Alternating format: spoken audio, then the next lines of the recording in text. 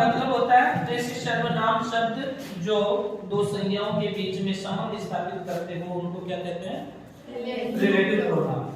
Relative pronoun कौन से word होते हैं? तो मैंने पहले भी आपको बताया है, रिलेटिव प्रोनाउन में आप पढ़ोगे तो हु को, एक पढ़ोगे whom को, और whose, और which, और what, और that, और where। ये सब सारे के सारे ही रिलेटिव प्रोनाउन कहलाते हैं। और ये शब्द इंट्रोगेटिव प्रोनाउन भी कहलाते हैं। लेकिन जब इनका प्रयोग होता है तो अर्थ परिवर्तन हो जाता है इनका। यदि ये रिलेटिव प्रोनाउन में प्रयुक्त होगा तो इसका अर्थ क्या आएगा? जो। क्या आएगा? जो। इसका जिसे या जिसको, और इसका जिसका या जिसकी, जिसकी, और विच का जो या जिसे, वोट का जो, दैट का जो या जिसे, और वेयर का जहां, और एक और ले लेते हैं वेन। तो वेन का अर्थ क्या होता है? इसमें जब। क्या होता है? जब। लेकिन जब ये इंट्रोगेटिव प्रोनाउंस होते हैं तो उनका अर्थ जो नहीं होता, तब होता है होम।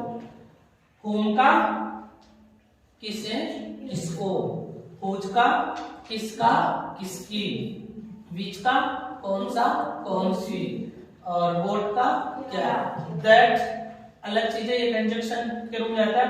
वेयर कहां, और वेन कब। लेकिन रिलेटिव प्रोनाउन में जब इनका प्रयोग होता है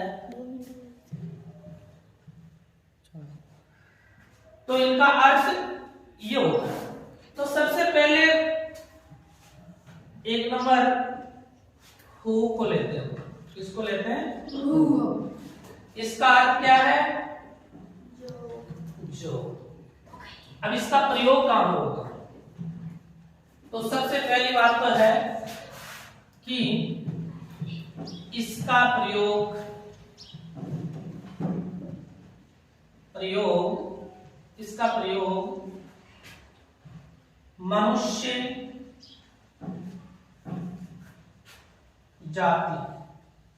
जाति के लिए होगा। किसके लिए होगा भी? मनुष्य जाति के लिए।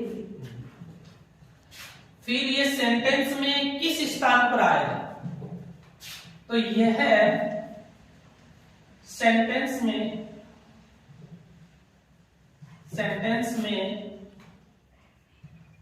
किसके स्थान पर आएगा? सब्जेक्ट, कर्ता, जो वाक्य का कर्ता होता है ना, उसके स्थान पर आएगा, कर्ता के स्थान। तो पहली बात तो है कि हु का प्रयोग किसके लिए करोगे? मनुष्य जाति के लिए करोगे। वाक्य में कौन सा स्थान होगा इसका? तो ये सब्जेक्ट के स्थान पर काम करेगा। ठीक है। और ये जितने भी रिलेटिव प्रोनाउन होते हैं ना, इनके पहले एंटीसीडेंट नाउन यानी पूर्वगामी नाउन या संज्ञा शब्द आएगा, उसी के अनुसार इसका प्रयोग होगा। तो देखो रिक्त स्थान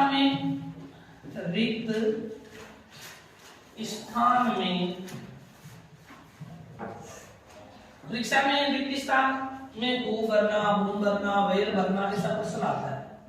तो रिक्त स्थान में हु भरना, हु को भरना कैसे भरो? तो इसका एक सूत्र टाइप में बढ़ा लेते हैं। माना कि ये रिक्त स्थान है, ठीक है। तो रिक्त स्थान से पहले कोई प्रोनाउन या नाउन क्या आना चाहिए? या तो कोई प्रोनाउन आना चाहिए या क्या आना चाहिए? नाउन। और ये नाउन और प्रोनाउन किससे संबंधित होने चाहिए? मनुष्य से संबंधित, यानी जो यहाँ नाउन वो भी मनुष्य से संबंधित, जैसे मैन, वुमेन, है ना, स्टूडेंट, टीचर, अंकल, आंट, जो मनुष्य होते हैं। प्रोनाउन भी आएगा तो भी वो मनुष्य से संबंधित आएगा। और फिर रिक्त स्थान के बाद में क्या आना चाहिए? HV या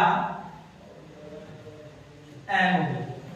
HV means for helping verb. Helping verb is, are, was, were, has, shall, will, can, would, should, जो भी मॉडल है। और मेन वर्ब में वर्ब डायरेक्ट वर्ब आ सकता है फर्स्ट फॉर्म, सेकंड फॉर्म। तो ऐसी अवस्था में क्या करोगे? इस रिक्त स्थान में क्या भरोगे? हु। क्या भरोगे? हु। तो रिक्त स्थान से पहले तो यहाँ देखना क्या नाउन है या प्रोनाउन या मनुष्य है कि नहीं। फिर देखना कि रिक्त स्थान के जस्ट बाद में क्या होना चाहिए? हेल्पिंग वर्ब, या तो हेल्पिंग वर्ब होना चाहिए या मेन वर्ब।